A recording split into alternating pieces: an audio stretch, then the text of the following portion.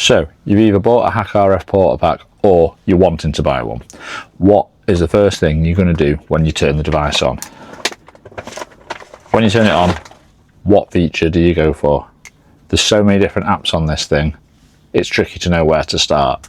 Let me show you what I think you should start with.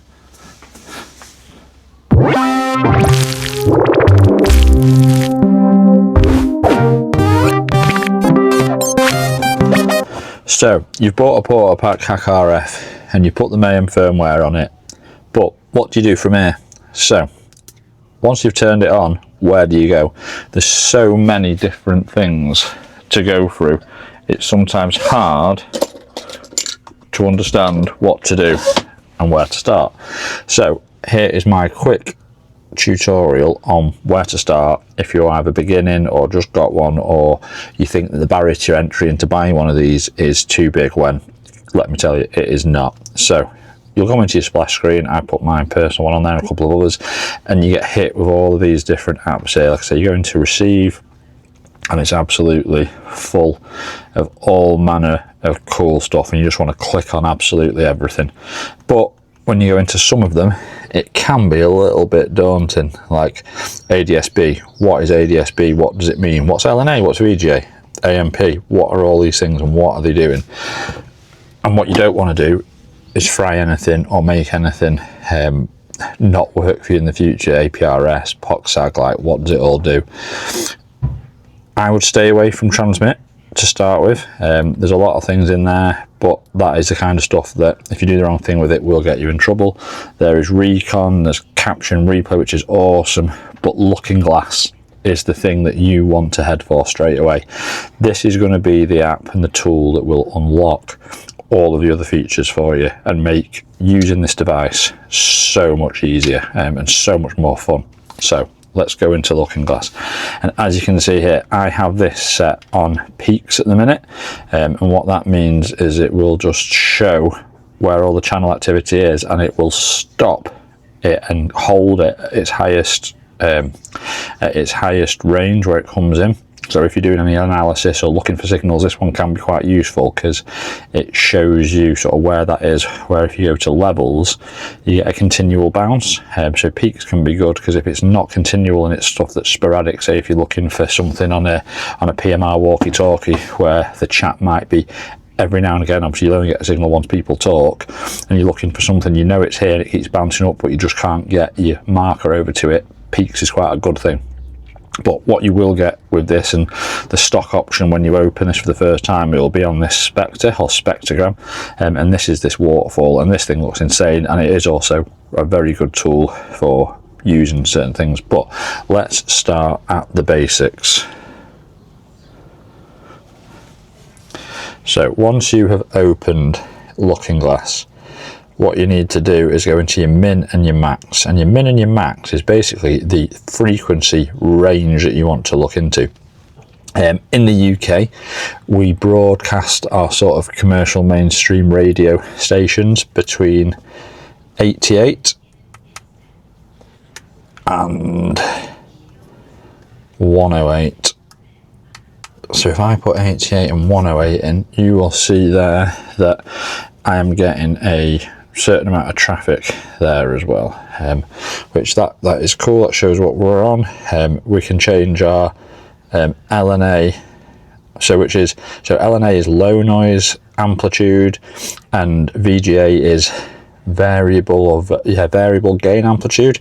There's no sort of set, or there's no set magic with this. There is, but for the purpose of this, you just need to tweak this so you start to get noise. If you have it too high, you will see too much noise and it'll get in the way. If you have it too low, you won't see anything. So it's finding that sweet spot, and it depends on what you're hunting for with that. But just be aware that you need to get the right signal and to hear anything, you are going to need to tweak that LNA and VGA.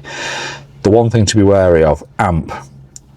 As you can see there, when I put this on, you get that little bit of extra noise because it is amplifying the signal. Be careful, because if you say use a higher powered radio next to this antenna and you've got the amp on, you'll fry your amp, and then it won't work as well at all. Like your amp just won't work, and your signal and your transmit and things will completely mess up. So just be careful with that. So try, just as a rule of thumb, leave your amp off, because for most things you will not need it. Your range here, your range is just the range between these two numbers. That will change as you change those. Filters, I have not really played around with filters at the minute, but you can say filters off, high filter, mid filter, and off. Again, not going to lie to you, not really played around with that much, not felt BIP. Again, not really felt the need to use BIP yet. And then manual just has loads of manual presets in there already. So 433 band, aviation 118 voice, which is what I use in my area to listen to aircraft. Aviation 960, ADS-B, which is for looking, it's for the transponders on planes. ACARS, FM Broadcast USA, which is basically the same as the UK as well. Brazil and Japan, different ones. So yeah, let's go back to our manual, and then we'll put back in our 88 to 108. Like I say, we're starting to see that traffic. Resolution, again, this isn't something I've messed around with too much, but that will just tweak the settings. Volume there, slow and fast. I think that is slow and fast. I'm not going to lie to you, I'm not too sure. I just have it on F and it seems to work great. And then, like I say, if you do levels, you'll see here you get the same sort of lines that you do on your spectrograph, but just depending on what it is that you're looking for, sometimes it can just work out a little bit better. But you can see there we've got a nice bit of traffic here, here and down here, and then peaks. Again, that will just stop all that bounce and movement, and you'll slowly see this coming through, and just get into those top levels so you can easily find. So if I go to marker now and I move, as you turn marker, you see here you'll move that little red arrow to where you want to take it. So there, if I put that around the 100 there, you press that and you'll instantly go into audio. So I want to be on wideband there. If you drop down and go back to your signal, you go to your step, and this is how many hertz or kilohertz of change you get between each frequency. Go back up to there and you can move this around and start to try to pick up something on the airways, and hopefully I should be able to pick up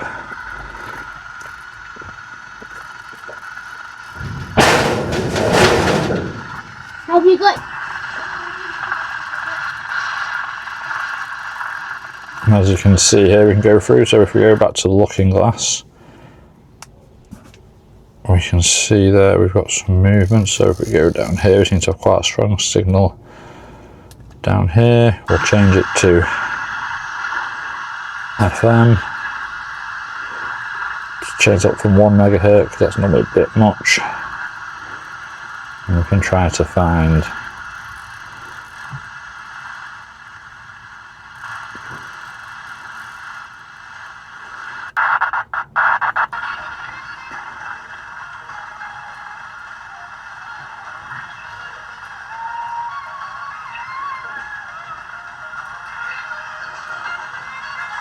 there, turn that sound up a little bit and you can hear whatever smooth jazz radio station that this is. You also get to see your sort of input in. So again, turn that off. But yeah, this device isn't the best receiver, and it's a toolkit to do all sorts of things. So again, you wouldn't buy this to be an FM radio, but to just pick up those things and understand how it works and what bands and frequencies we're working within, it's an absolute fantastic tool for that. So again, that's looking glass. So just a quick recap: you have your minimum and your maximum frequency range. So between the two sides of this screen now, we're going from 88 to 108. Your LA, which is your low noise amplitude, and your VGA, which is your variable gain amplitude, I think. That will sort of raise and make these signals. If I just turn this back to levels and put that on, you will see that by dipping that down, you're not getting as much coming through, and you're trying to get a stronger signal. And as you turn that up, you start to get more noise coming through until it sort of swamps you out. So as you can see from that, you just need to find that sweet spot so you can cut out the noise and just really see those signals that you want to look for. The range is the min and max, so it just shows you the difference between the two. Filters, and I don't really use amplitude. Be very careful with your amplitude, don't transmit anything near where that is. Your marker, that moves your arrow to be able to click and then go directly to audio. Then you have your volume, and then the best one again is your levels and peaks. So, and that's the FM broadcasting area. So what you can also do, and a quick one I can show you as well, is so 446, which is your PMR radio channel. So between 446 and 447, this only goes to 1 sort of megahertz range. You can't break it down really any more than that on Looking Glass.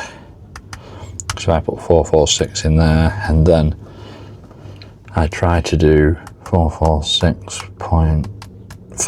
It'll just go to the nearest 1 range, which is absolutely fine, and that's great for what we need it to do. And then what we can do then is, there you go. So if I obviously don't have an amp function broadcasting, but as you can see here, I've got my radio here.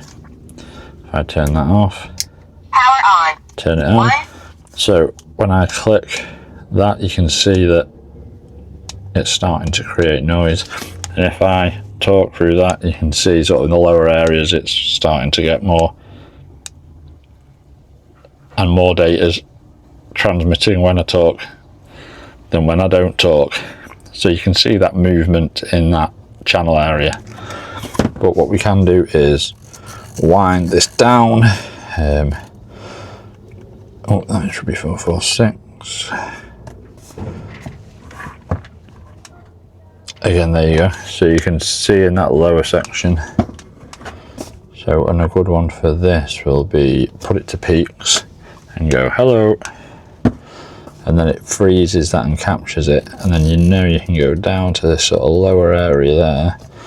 If we go into this, hello coming through, and then it's just a matter of tweaking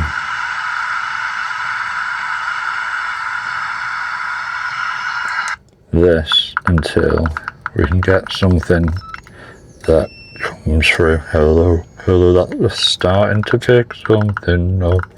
Oh, go back up. Hello. So yeah, you can see that was sort of started to pick that up and replay that back through. So yeah, you can listen to PMR radios and all sorts with this as well. So yeah, this is a fantastic tool. I hope this quick look into Looking Glass has helped you out. If so, please remember, like and subscribe. It helps us squirrel out. If you've got any more questions off the back of that, but then once you understand Looking Glass, you can then start to understand all these different apps and how they work. You can start to understand capture and how that works, replay, and also once you understand Looking Glass, you can start to then understand how you then can look into and start to see what type of frequencies, like these little garage remote transmitters going on, what LoRa radios are transceiving on, 2.4 gig range with the Hailhound, things like that, and you can start to really get a grip of what frequencies are where and how and when, and start to visually see that in action in the real world. So yeah, I hope that has helped. Again, please like and subscribe. Love your faces. Stay nuts. Peace.